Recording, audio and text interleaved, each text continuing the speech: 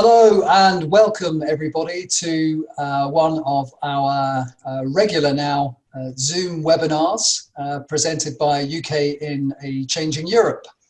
Today we're going to be talking about COVID-19, Brexit and the UK's immigration regime and changes there too. We've got a great lineup of guests to talk about this fascinating subject. First of all, we have Alberto Costa, who is the Conservative MP for South Leicestershire. Welcome, Alberto.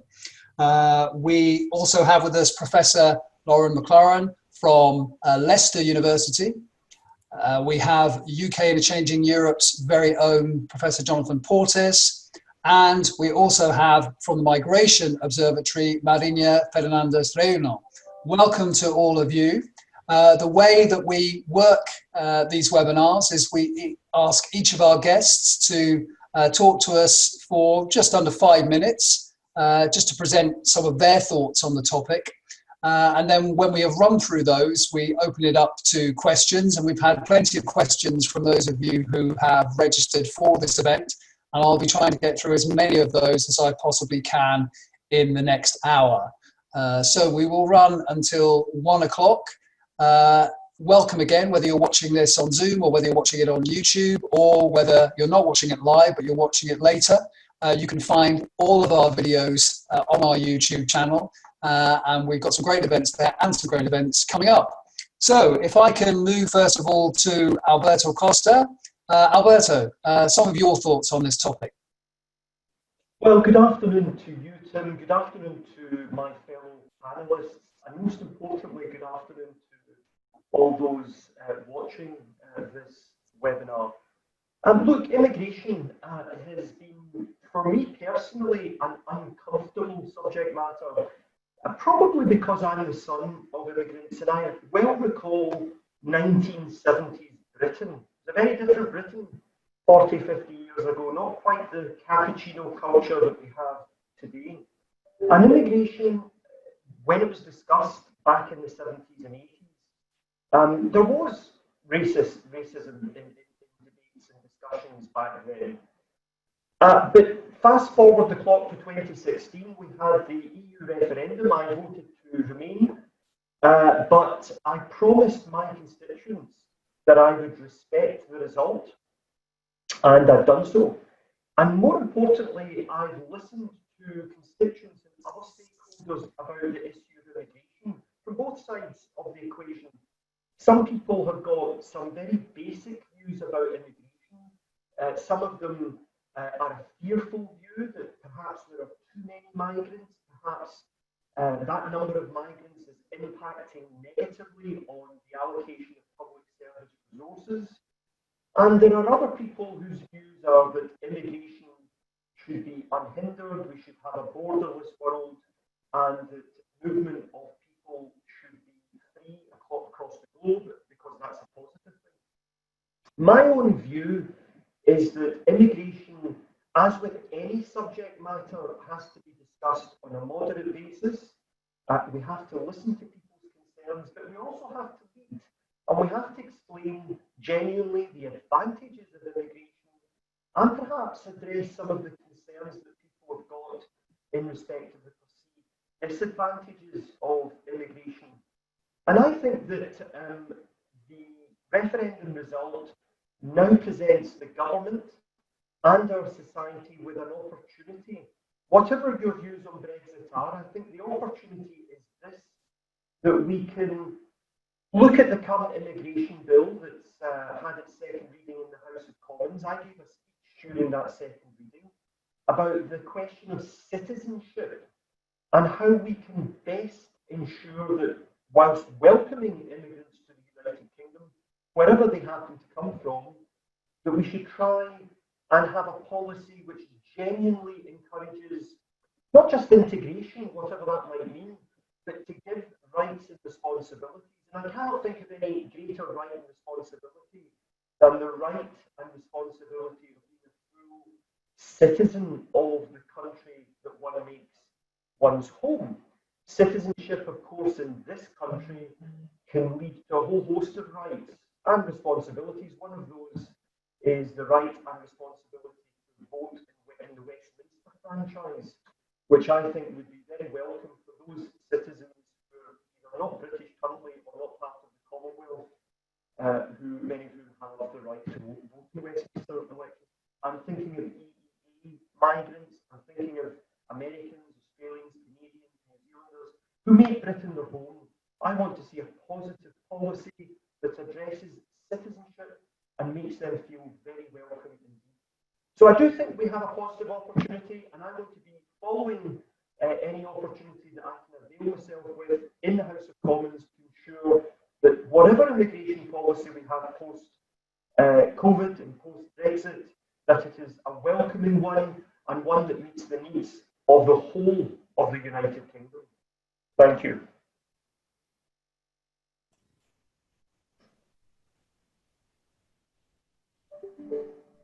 Can't hear you. Thank you very much, Alberto. Sorry, that was me just forgetting to press unmute there. Thanks very much. So very much a focus there on integration and on citizenship and the need to, in some ways, provide a kind of long-term welcome for people so that they can feel that they're fitting into this country and contribute. And I think particularly interesting is this idea that, you know, introducing the franchise to people, allowing them to vote, allowing them to have a say in this country. And we can come back to that, I think. So next up, Lauren McLaren. Lauren. Thank you. Can you hear me okay? Yeah. Excellent. Okay. So I think as Alberto was alluding to, you know, one of the important factors to consider when developing a new immigration policy is, of course, public opinion on this issue. And I have 4 main points that I want to make about this aspect of immigration policy making. First and foremost, I think, and I wish that long-term trends in public opinion regarding immigration could be taken into account, possibly with a view to devising longer-term immigration plans and strategies. And part of the reason that I say this is that there is a good deal of evidence accumulating that the proportion of the public holding negative attitudes to immigrants and immigration is declining. For instance, Patrick English at Exeter has showed that around 2010, while more than 60% of the British public were expressing negative views about immigration at that time, this had come down gradually to about 48% by 2019 in a kind of long-term trend. And my own initial results with a co-investigator at Glasgow, Chris Classen, are showing something similar. And also, some of my recent research on generational change in attitudes to immigration is showing persistent generational differences in opinions regarding immigration across time, not just with recent generations, but beginning with generations born around the 1970s and 1980s.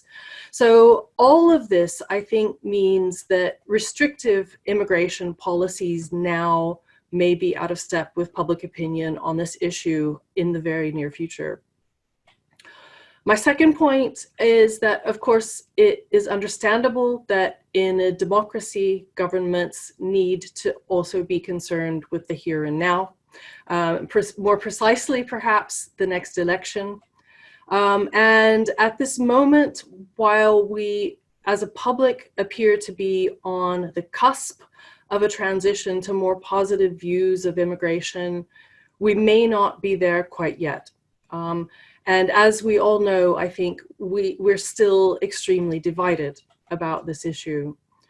And in the short term, perhaps the government's emphasis on skilled workers and de-emphasis on where immigrants are coming from, what part of the world immigrants are coming from, may fit well with some of what we know about public opinion, at least based on one survey experiment conducted 6 years ago by Rob Ford at Manchester University, who showed in that experiment that people were actually more positive about immigration by professionals than unskilled skilled workers, but not that much more positive about Polish versus workers from India, which was the pairing that was used in that particular experiment.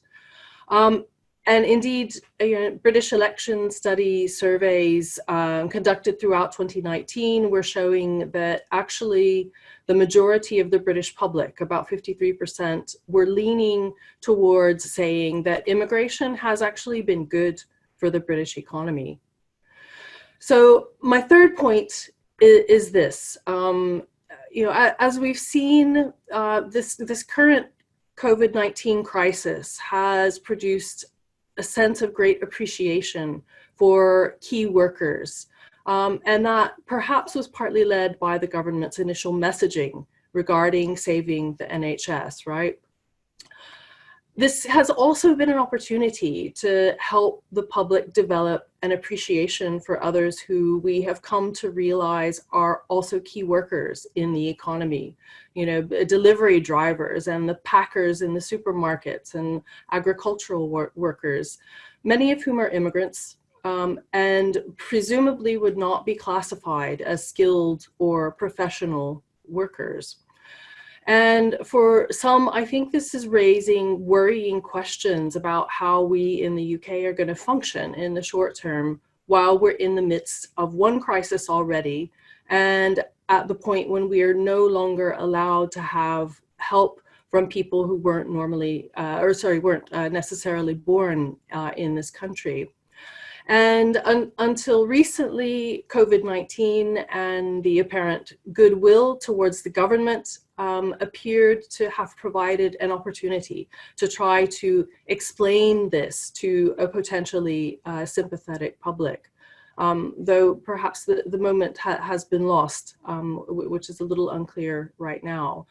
But this brings me to my fourth and final point, which is that I am especially concerned about further damage to political trust that may result if and when immigration returns to pre-crisis levels in the absence of a strong government narrative about this and about why it's happening, which I would hope that the government's slogan writer-in-chief and his team of so-called weirdos and misfits, or in my preferred language, geeks and nerds, could perhaps develop some catchphrases to help explain to the public more clearly why continued immigration may be necessary.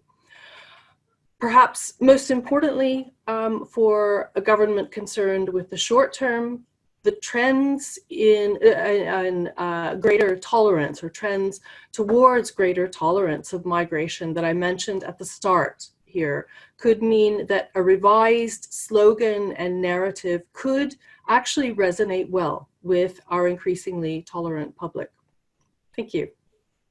Okay, thank you very much, Lauren. And you've actually raised quite a lot of the themes that have been raised by people when they've sent in their questions when registering for this event. So we can certainly come back to, I think, all of those, in fact.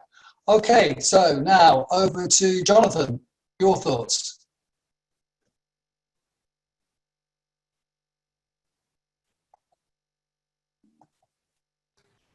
Thanks, and I think what I have to say follows on quite neatly from what Lauren said about the public opinion aspects.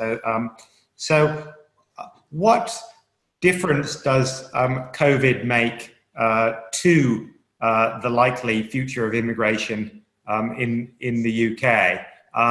It's very hard to talk about this now, so there's not much immigration happening at the moment.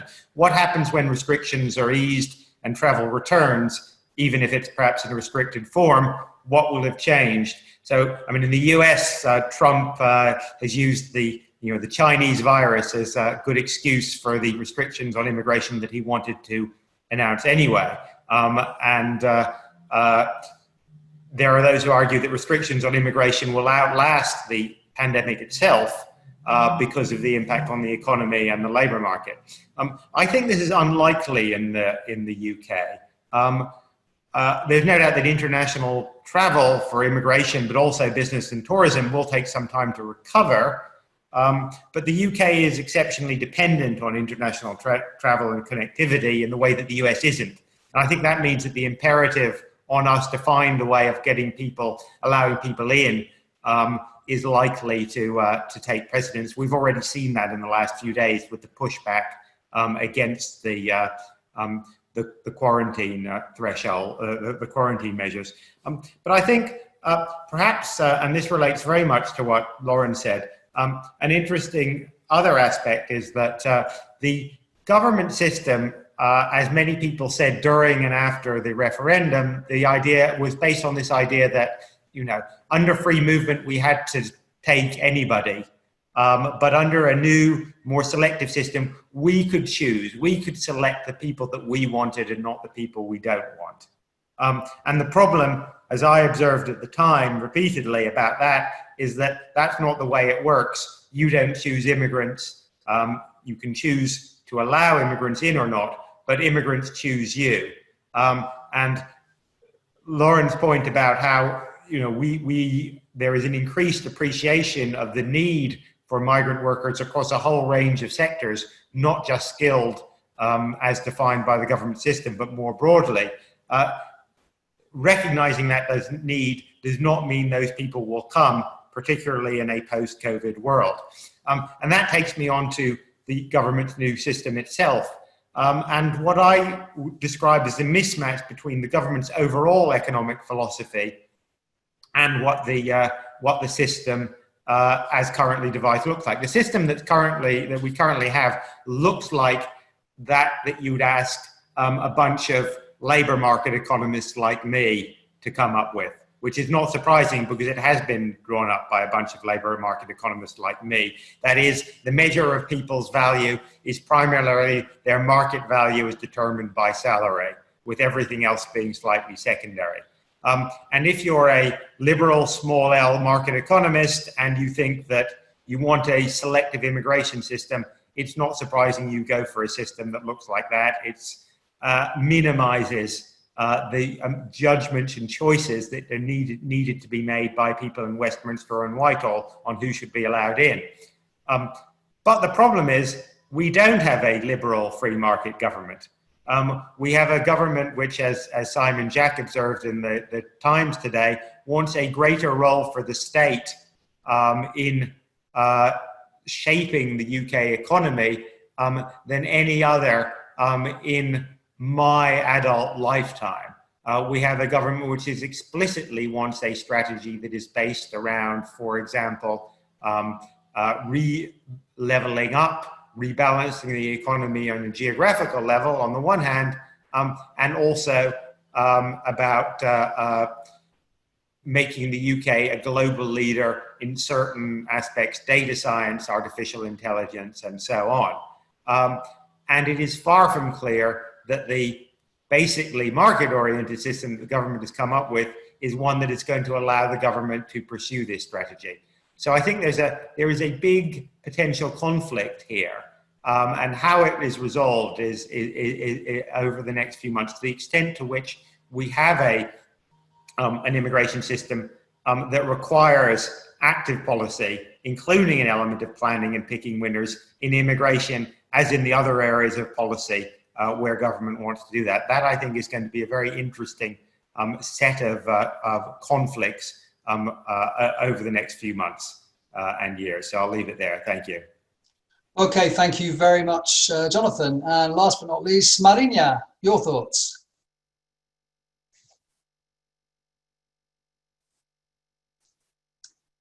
You'll need to unmute, Marina. Sorry, I didn't realize. Sorry. So my intervention, I will try not to overlap too much to what Lauren and Jonathan said, but it's some points are rather similar. So I guess considering the impact of the COVID-19 pandemic, we need to think about what determines migration policies at the end. So, and this hasn't changed because of the pandemic. So there's usually a combination of economic and political factors that politicians take into account in order to formulate the migration policy. And then they operate with other constraints, such as international law, organized economic interest that constrain these preferences.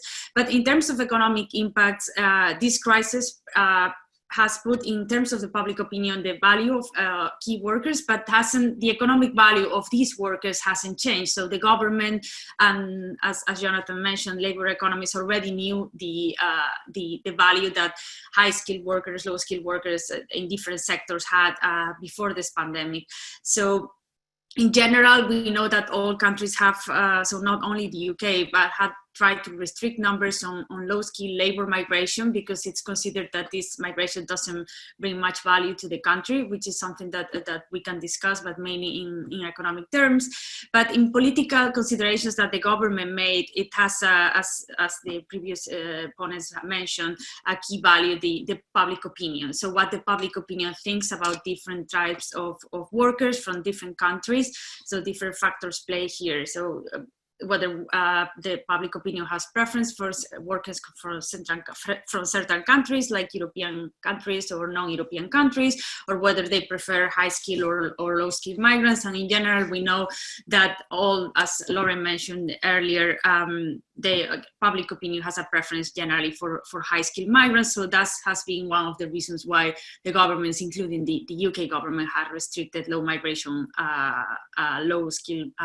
migrant workers. Many of them, however, I would like to highlight that they are not necessarily high skilled. So for example, for EU workers, there's a high degree of overqualification. So many of these workers, they might have degrees, but they are in low skill, what we consider low skill jobs. So sometimes we conflate those things, low skill, having low level of credentials, or working in an occupation that requires low credentials, which is slightly different.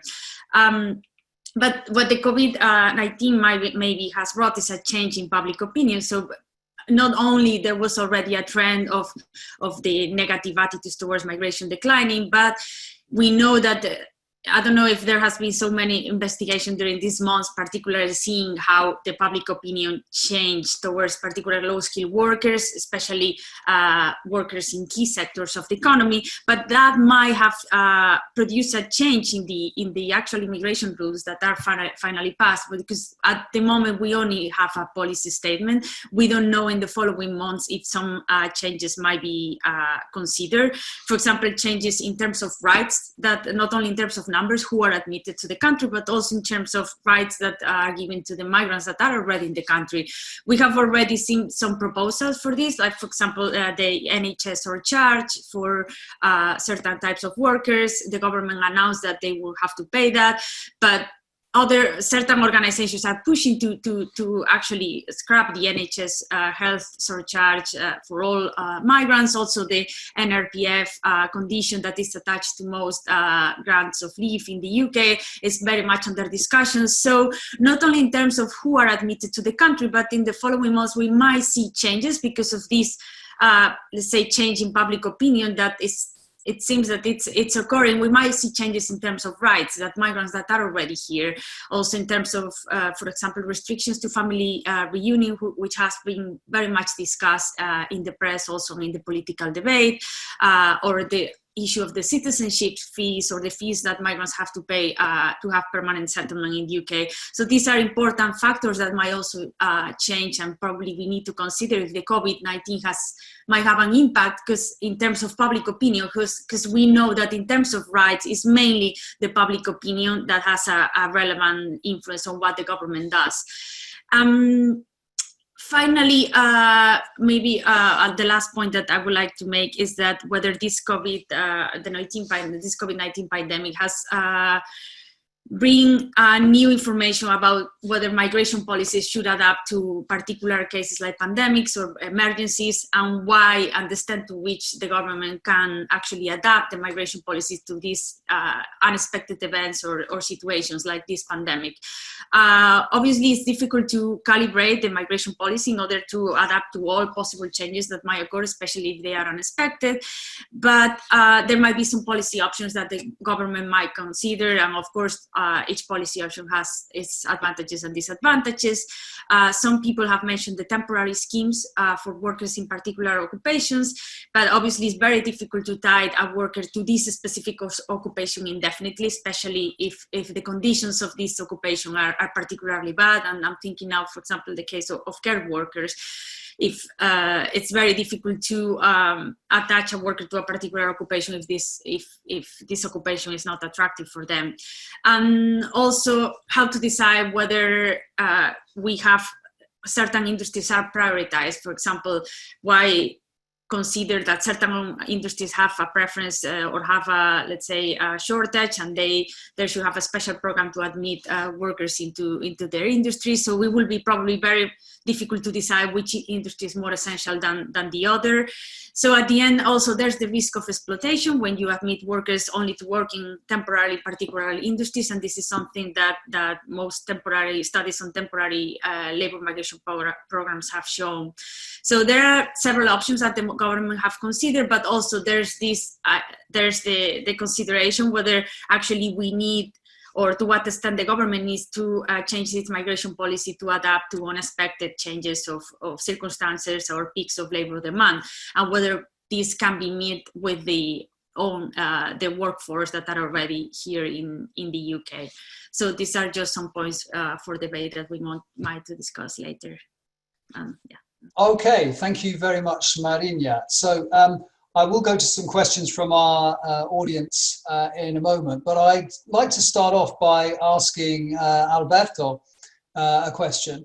And that is, as someone who has experience of helping to change the government's mind on things, how would you respond to what Marina and to some extent what Jonathan and also Lauren were saying about the government's ability to adapt to change circumstances? Do you think that this government, having taken a very strong line on immigration, obviously going into the election and beforehand, having someone who is regarded as a pretty hard-line Home Secretary, do you think this government is going to be able to respond to the changed circumstances and tweak the migration policy, the migration regime that has been formulating over the last few months?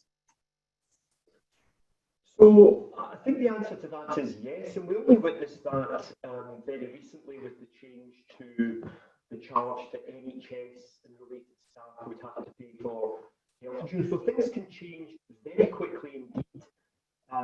The question, however, I think is not so much that we have an environment now, or at least there is a perception that the environment now is perhaps tighter in policy than it was historically, but we must remember it was David Cameron that introduced the concept of getting migration down to the tens of thousands, a policy that was impractical then and certainly impractical now.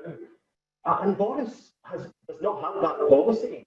So I think we need to just be a little bit more generous to the current government and say that actually, when the chips are down, the current government is not saying that we should get immigration down to the tens of thousands.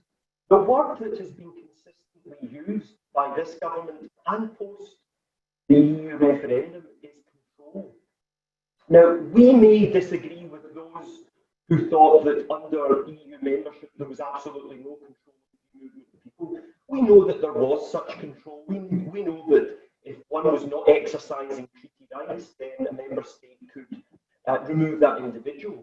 However, people voted the way they did. Immigration was a big issue, and the word control such that, as a politician myself, I've got to be able to say to my constituents that we've now left the European Union, we have complete control.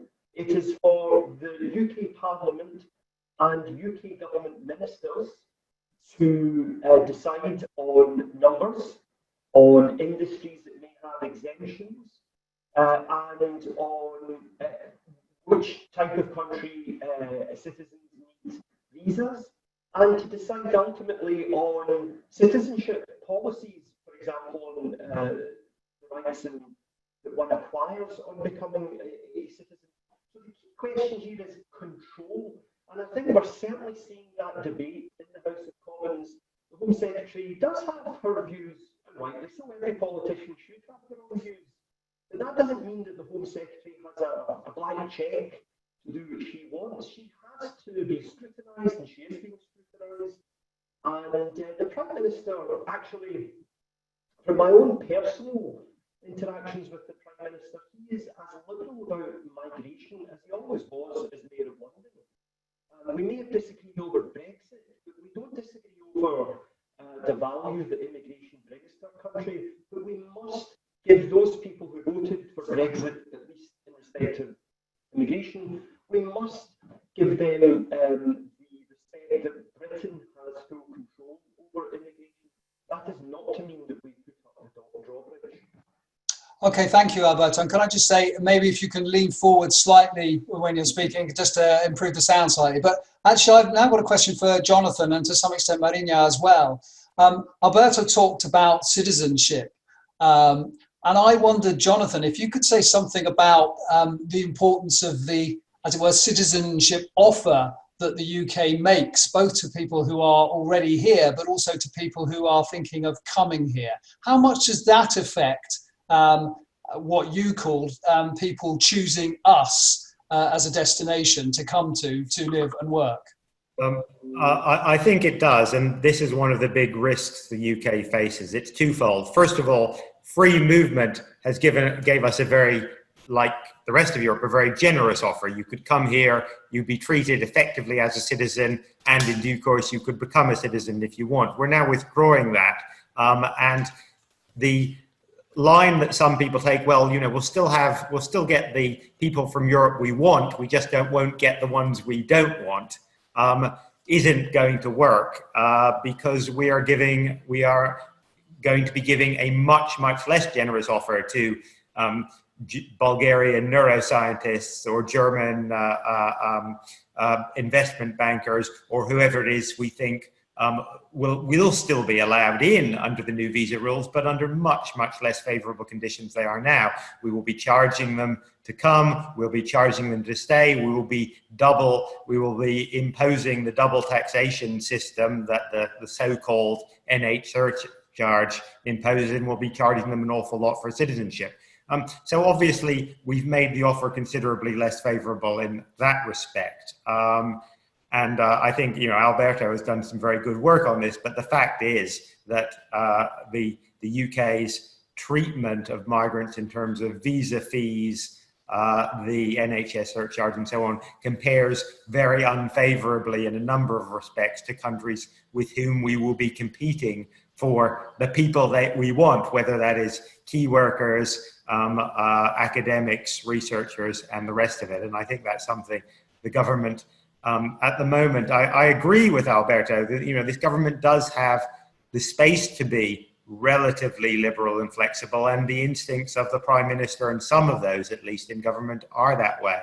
The announcement on Hong Kong, which no one's mentioned yet, but I think was potentially a very big deal indeed, does demonstrate that, and they deserve credit for that. On the other hand, there is an institutional, legal, and administrative culture built up by the Home Office over a very long period, but especially by Theresa May over the last decade, which is ranges from the unwelcoming through to the pretty overtly xenophobic, and rolling that back is not going to be easy.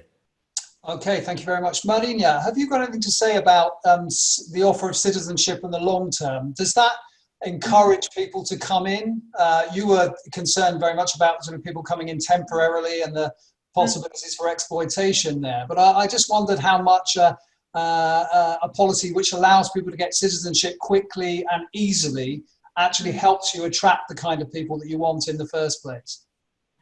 Obviously, there are many factors that are relevant to explain migrants' decision, both high-skilled workers and also low-skilled workers to come to the UK. So I think, as Jonathan mentioned before, there's room to liberalize the policy in terms of admission with this government for two main factors, probably also because there has been a change on the policy, let's say, discourse on the side of the government, but also a change in public opinion. So probably a liberalization in terms of also lowering down the fees, for example, to get a settlement or to bring family dependents, to get the citizenship, or easier or faster pathway to achieve citizenship.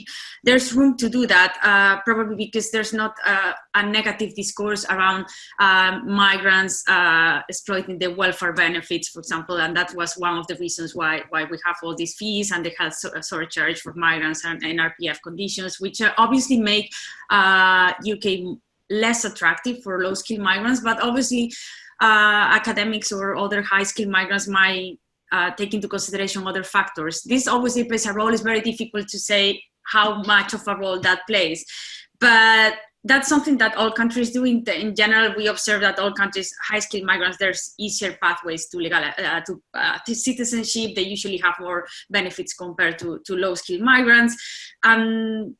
It's probably, it will have then, if you scrap, for example, certain surcharges, or like, for example, the restrictions to access public benefits, it's difficult to do that only to certain types of migrants. So that will probably benefit all migrants. And this is something that might create some tensions, probably in certain sectors. So it's a bit uncertain. Okay, Lauren, I've got a question to you, actually, again, on citizenship. I just wondered if you had any kind of data or any idea about how much the British public actually value people who want to become citizens. In other words, do the British public like the fact that some people want to take up British citizenship? Does that make them more welcoming in some ways to the migrants who are on a path to doing that? That's a good question, and I can't think offhand of any evidence that might speak to that. I'm guessing that some of the work that the Migration Observatory has done over the past few years on this may be able to speak to that. If maybe perhaps Marina could come back in. Okay, well, I'll move on, because I'll actually move on to some questions that have been asked by our audience, and this one comes from Ruth Lister, and she asks, and it's something we've already touched on, and maybe I'll ask you first then, Lauren. How should the proposed new immigration system be modified, in your opinion, to take account of what we've learned about the contribution made to our society by low-paid key workers during the pandemic? And that's actually a question that's been echoed in other contributions as well.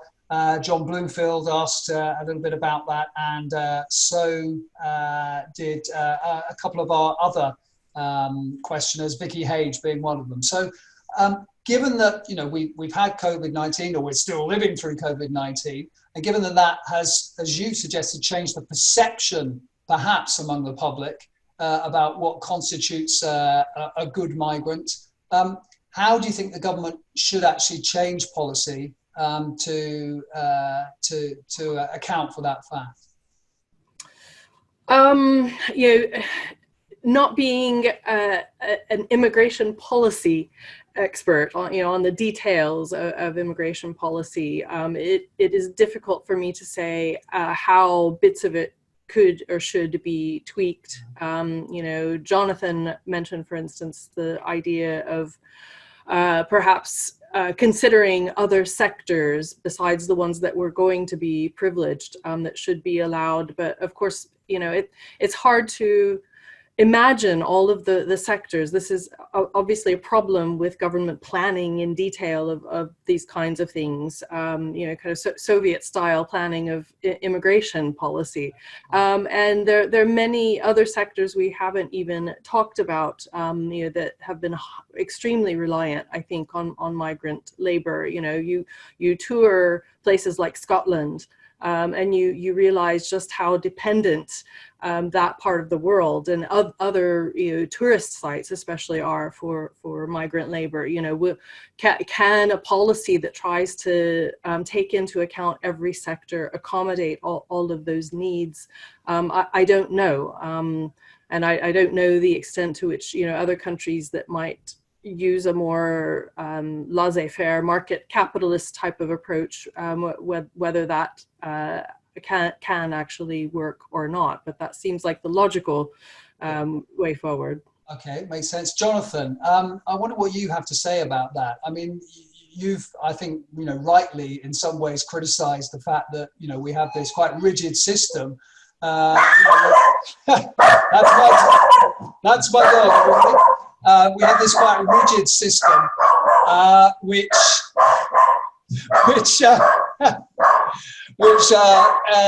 is based on people's labour market value. What can we do to do something about that? What is an alternative way, Jonathan, of judging whether people are the right kind of people that we want to see in this country? Okay. I think it's most unfortunate that that Tim has chosen to engage in what can only be described as dog whistle politics on immigration, which I'm sure none of us want to do. More seriously, the fact is that unless you are within a free movement area, and post-Brexit we're not going to be within a free movement area except with with Ireland, then immigration systems, by definition, unless you have closed borders or open borders, either with all countries or a subset of countries, then you have to have a system of selection, and that does require some element of central planning and control and bureaucracy. There's no getting around that. If we want to have, however, a system which recognizes the different, in a more equitable way, the value of people's contribution, at least from a work point of view, then some variant of the Swedish system, which effectively says that if there's a job and it cannot be filled by somebody, by EU national, an employer can recruit from outside the EU, subject to observing the labour laws, the collective bargaining in that particular sector. There's no reason in principle we couldn't adopt that system to say that migrants would be allowed to come here if they had a job offer, if the employer was paying the national living wage and observing whatever other regulatory and labour market requirements were in place, regardless of the precise salary above the national living wage of that employer. That's a perfectly feasible system. And you can imagine some variant of that. The other side, I think, is the thing which a number of people alluded to, which is the excessive fees, bureaucracy, and in some cases, discriminatory treatment, such as the NHS surcharge and excessive fees for citizens and dependents. Obviously, lowering those would disproportionately help people who are coming to be social workers or work in the care sector, as opposed to bankers who are not particularly worried about it. Okay, thank you, Jonathan. Alberto, a question for you. Are your colleagues in the Commons beginning to worry about shortages in particular areas? I'm thinking most obviously perhaps the agricultural sector, which of course is going to be demanding quite a lot of labour pretty soon, and of course right the way through the summer into the autumn. So that particular issue has always been one of concern, actually going back many years. I was the Conservative candidate back at the 2010 general election in a constituency called Angus, which is in the northeast of Scotland, and back then there were concerns about the treatment of some migrants in the agricultural sector and the lack of migrants, for instance, in the soft berry industry, which Angus has a fair share of the UK's production of raspberries, blackberries, strawberries, etc., under these big polytons. So I don't think it's a new concern. It's certainly a concern because of Brexit. That there's no doubt. And the question that this year we have the transitional arrangements, and if it weren't for COVID, there would be no change whatsoever to migrants from EEA countries coming in to the UK to do work.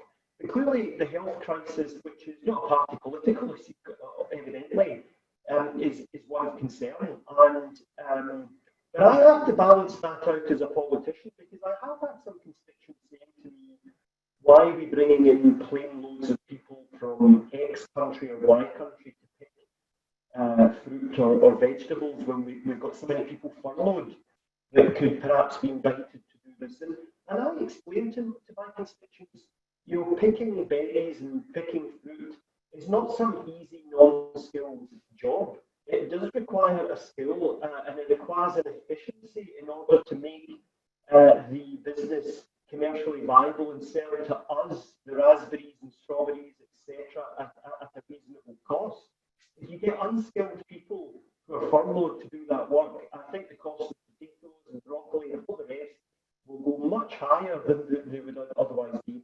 So yes, it is a concern, to answer your question, and it is one that government is constantly looking at. And how we deal with it in the weeks ahead, literally the weeks ahead, as harvest becomes a reality, is one that I'm keeping a close eye on in respect of my farmers. But there hasn't as yet, at least in South Leicestershire, been an indication of an imminent shortage of labour, but it is one that among Conservative colleagues it is discussed. Okay, thank you very much, Alberto. Marina, I wanted to ask a question that's been sent to us by Alistair Smith. And it's a policy question, but it touches in some ways on what we've already talked about, which is, you know, particular sectors, but particular countries. And he asked, could different parts of the UK, like London or Scotland, for example, could they have their own policies on immigration? Do you think that's a possibility, or do we have to go UK-wide? Well, we know in comparative terms that some countries have different adjustments to their immigration policies depending on the region. So that's possible. Obviously, the main, let's say, disadvantage of taking that option is that involves more bureaucracy.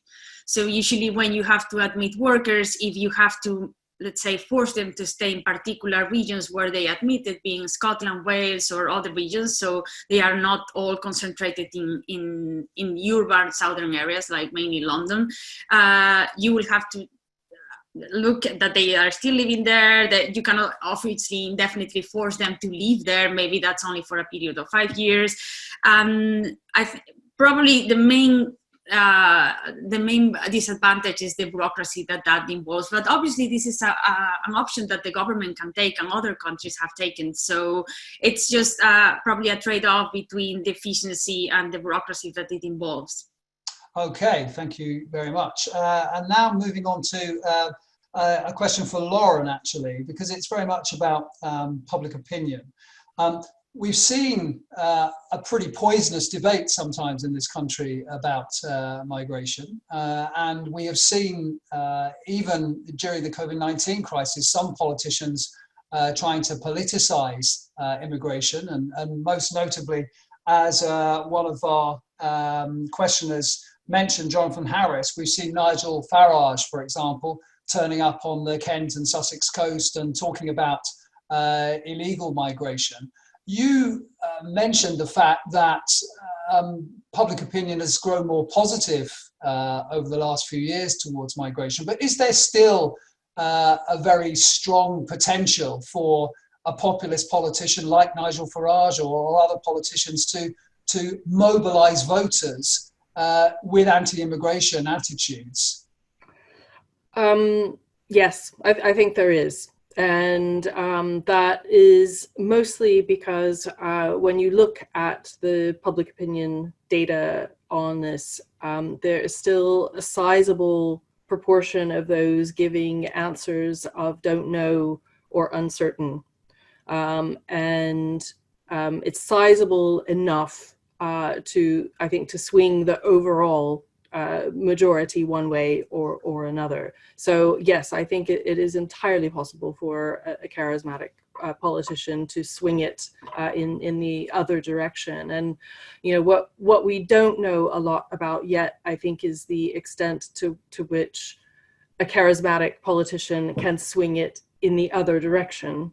You know, this is an area of research that I had been wanting to get into, in fact, but it seems possible. The limited amount of research that I'm aware of that does this indicates that it does seem possible to swing it the other way, you know, towards more positive views of immigration as well. Do you think Conservative Party politicians in some ways have got the key role here, in the sense that, you know, depending partly on what they say, that to some extent sets the mood among voters on the centre-right, or voters with, what political scientists might call more authoritarian attitudes. So that if they, in some ways, put forward a more positive message, it then becomes slightly more difficult, perhaps, for populist politicians on their flank to gain as much traction as they do with their more negative messaging.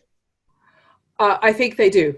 As you say, connected to negative attitudes of immigration are things like authoritarianism, and as you point out, authoritarians tend to vote more heavily for conservative parties. So yes, it's it's probably far more difficult for a Labour politician, for instance, or Labour leader, to try to move public opinion because they are not going to capture that segment of the public. But of course it requires some delicate balancing. I think Alberto was emphasizing this. We still have a situation, where the vote 4 years ago, it was borderline, but it's still clear, leaning towards, what we would take now, as an indicator of people's perceptions of immigration, amongst other things. That would also seem to indicate that it requires a very skilled, charismatic, conservative party leader to move public opinion. And, for a while, it seemed that we might have one, and maybe we still do. At the moment. Okay, a couple of our questioners have raised the subject of Hong Kong, and I think it was Jonathan who mentioned it. I'm sorry if it was one of the others, but Jonathan, what would you say to a member of the public or a politician who said, the offer of millions of Hong Kong citizens and the possibility of coming to the UK is ridiculous. We couldn't possibly accommodate all of those people. It would be an economic disaster. What would you say to that? Well, I think the first thing I'd say is that precisely the same arguments were made by some politicians and newspapers in the late 1960s and early 1970s with respect to the East African Asians.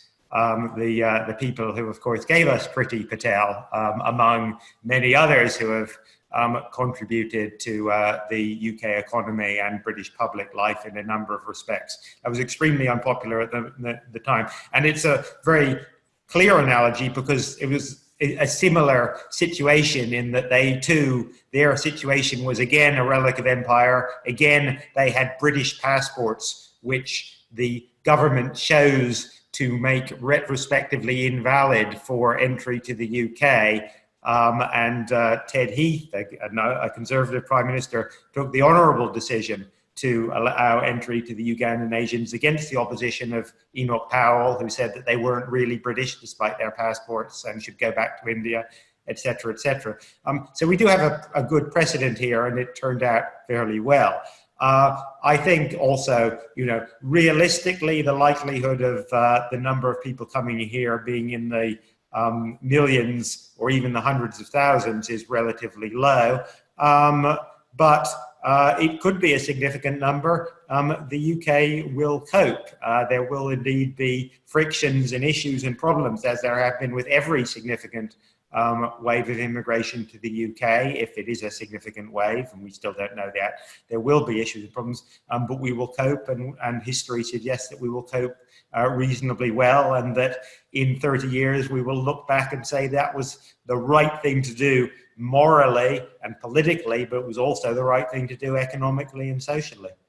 Okay, Alberto, I'm going to throw that one over to you now. And again, if you could come forward slightly when you're speaking.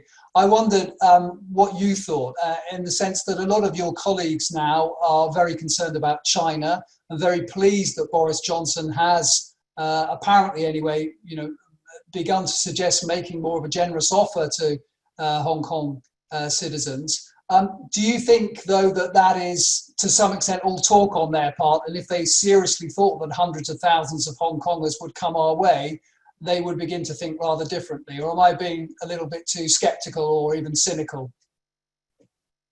Just before I answer that, Tim, I just want to go back to the point about authoritarian voters tending to vote Conservative, and Conservative politicians perhaps being the ones that might say things that cause issues. Let me disclose something, which is that during the debates that I was having last year to protect the rights of EU nationals caught up with the whole Brexit debate, I had many private conversations with MPs of all parties, but there was one MP that shocked me, and I won't disclose who that MP is. It would be wrong of me to do that, but frankly the comment was pretty racist. None of my colleagues, none of them in private made any disparaging comments in any way, or comments that could be perceived as disparaging. So I do appreciate that perhaps the public perception sometimes is that centre-right politicians say and do things to attract that centre-right audience, but we mustn't forget that Boris Johnson won his majority based on solid Labour voters in the so-called red wall seats, not Conservative voters. I think that should be borne in mind. Now, in respect to the question about China, I've long been saying that the two countries that are of real concern to the United Kingdom's interests, and indeed the interests of our European friends and allies, are Russia and China. And I remember meeting Xi Jinping when he came to the Houses of Parliament a few years ago. I think I wouldn't be wrong in saying that there was a certain element of gushing over him by certain officials back then. And I well remember the President's speech to members of Parliament when he talked about respecting human rights and such utter nonsense that we all patently knew was untrue. China is a real threat, and it has been now for many years. But I say to my constituents that the government and the international community have got a real role to play in this, but so do we as individuals in a free market economy. It's our choice whether or not we buy Chinese goods. If we want to continue purchasing cheap plastic goods from China, that's our choice. And I do think there's a shift in the public mood over the last few weeks about just thinking very carefully about the amount of garbage that we import from China, utterly unnecessary products. I'm guilty of it as a father of two young kids, buying cheap plastic toys that break within one use, all made in China. And it is making me think that actually it's my actions that can determine the behaviour of the Chinese Communist regime, not my actions in the capacity as a legislator, but my actions in the capacity as a consumer. So my message to those watching is government has a role, and I think the government is being sincere. I think Boris's comments are very welcome indeed. We do have a responsibility as a country, but we also have a responsibility and rights as consumers to choose what goods we buy.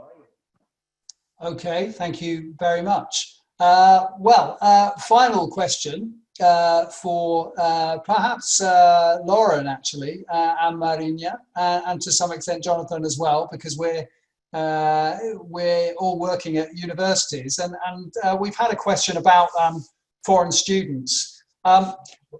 It used to be a big debate, didn't it, as to whether foreign students should be included in various immigration targets, etc., etc. Do you think in the long term, especially with COVID-19, but especially, you know, in view of the fact that the immigration regime in this country is changing, do you think that Britain is still in a good position to welcome as many foreign students as it has done in the past, or do you think there is some danger that they may get the impression that Britain, as it were, is less welcoming than they were before? Perhaps Marina, and then Lauren, and then Jonathan for a final word very quickly. You need to unmute, Marina. Sorry about this technology, my technology problems. So with regard to students, it's obviously difficult to predict what's going to happen next year, and that applies not only to the UK, but to all countries in general receiving international students, because we know that many of the classes in university will move to online, so maybe travel is going to be more restricted. But obviously that will have more impact in the UK, because the UK universities, a big chunk of their revenues relates actually to international students. So it's still a bit uncertain what's going to happen next year, or probably in the following 2 years, until we have a vaccine. Regarding the targets, probably having in general like a migration target is probably not a good idea in terms of policy, regardless of whether you include the students or not. So okay, okay, thank you. Lauren, just very quickly to you. Maybe you could tell us a little bit, very, very quickly, about public opinion on students. Public opinion, foreign students, welcoming or worried? Oh gosh, I wish I had known you were going to ask that, so I could check it out. But let's see, I'm trying to remember some work that Scott Blinder, again at Migration Observatory, had done about migrants. And of course, you know, when you ask people about what kinds of people and what categories of people they perceive as being migrants, students are rarely even named, I think, you know, people's top three categories. So I suspect, you know, kind of inferring from that people are unlikely to be that opposed to students coming, probably more opposed to students coming and staying, you know, which is also part of the policy, but some of the policies, but I'll leave it at that. Okay, and Jonathan, final word, students? I think in the short term, the main issue with students is the after impact of COVID and restrictions, both in terms of quarantine people coming here and what restrictions we as universities have to impose on lectures and accommodation. And I think for the foreseeable future, that's going to dominate any perceptions about whether the UK is more or less welcoming. Students are going to be worried more about whether we're more or less capable of coping with the pandemic. Over the medium run, I think actually the system has been moving broadly in the right direction for the last few years in terms of being easier and to use and access, and I think that's likely to continue. Again, the departure of Theresa May means that there just isn't this element of overt xenophobia in government policy that there was for a considerable period, and that does help. Okay, thank you very much. Thank you very much to all the participants, including this one. She was clearly the star of the show, but we also had 4 fantastic stars. We had Jonathan Portes, we had Marina, Fernandez, Reino, we had Lauren McLaren, and we had Alberto Costa, as well as Ruby. If you enjoyed this webinar, please do check us out on YouTube to see some more. And please do come back for our next webinar, which I believe is on public opinion and Brexit. Thanks to all of you, and goodbye.